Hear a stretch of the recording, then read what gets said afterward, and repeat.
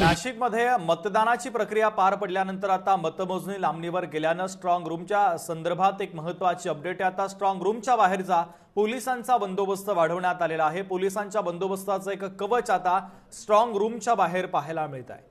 तर अनेक आरोप आणि प्रत्यारोप या मतदानाच्या दरम्यान करण्यात आलेले होते। त्यानंतर निवडणुकीचा निकाल लांबणीवर गेल्यानंतर आता सगळ्याच उमेदवारांची धाकधूक वाढलेली आहे आणि आता ज्या ठिकाणी ईव्हीएम मशीन ठेवण्यात आलेले आहेत त्या स्ट्रॉंग रूमच्या बाहेर पोलिसांचा तगडा बंदोबस्त आहे।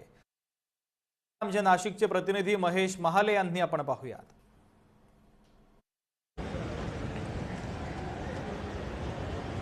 नाशिक जिल्ह्यातील 11 नगर परिषदांसाठी काल मतदानाची प्रक्रिया पार पडल्यानंतर मतपेट्यांमध्ये या उमेदवारांचं भवितव्य जे आहे ते बंद झालेलं आहे। खरं तर न्यायालयाच्या निकालानुसार 21 डिसेंबरला ही आता मतमोजणी होणार आहे। मात्र उमेदवारांमध्ये धाकधूक जी आहे ती निर्माण झाल्याचं आपल्याला कुठेतरी बघायला मिळते। 21 डिसेंबरला जरी मतमोजणी होणार असली तरी या मतपेट्या सुरक्षित राहावा यासाठी जिल्हा प्रशासन असेल, पोलीस प्रशासन असेल हे अलर्टवर आलेले आहे। आणि या ठिकाणी जर बघितलं तर भगूर नगर परिषदेच्या मतपेट्या ज्या आहेत त्या विहितगाव येथील स्ट्रॉंग रूममध्ये ठेवण्यात आलेल्या आहे। खरं तर शाळेमध्ये या मतपेट्या ज्या आहे त्या ठेवण्यात आलेल्या आहे। या ठिकाणी जिल्हा प्रशासनाने आणि पोलीस प्रशासनाने कडेकोट सुरक्षा व्यवस्था जी आहे ती या ठिकाणी तैनात ठेवलेली आहे। कुठलीही अनुचित घटना घडू नये यासाठी अग्निशमनची एक गाडी देखील या ठिकाणी लावण्यात आलेली आहे। आणि एकूणच जर बघितलं तर 11 नगर परिषदांच्या निवडणुकीची जी प्रक्रिया होती तीही खरं तर काल पडलेली होती। सर्वाधिक मतदान हे नाशिक जिल्ह्यातील त्र्यंबकेश्वर नगर परिषदेमध्ये झालेलं होतं,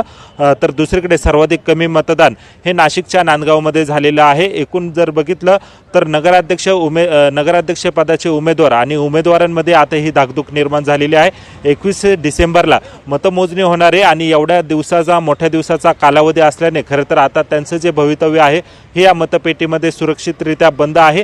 आणि या स्ट्रॉंग रूम भोवती पोलिसांचा कडेकोट जो पहारा आहे तो आपल्याला कुठेतरी बघायला मिळतोय। त्यामुळे एकूणच 21 डिसेंबरला होणाऱ्या मतमोजणीकडे सर्वांचंच लक्ष लागलेलं आहे। खरं तर कोण गुलाल उधळणार याच्याकडे आता सगळ्यांचं लक्ष लागलेलं असताना दुसरीकडे या मतपेट्या सुरक्षितरित्या ठेवावा यासाठी जिल्हा प्रशासन असेल, पोलीस प्रशासन असेल यांचा कडेकोट बंदोबस्त देखील आपल्याला या ठिकाणी बघायला मिळतोय। महेश महाले, लोकशाही मराठी, नाशिक।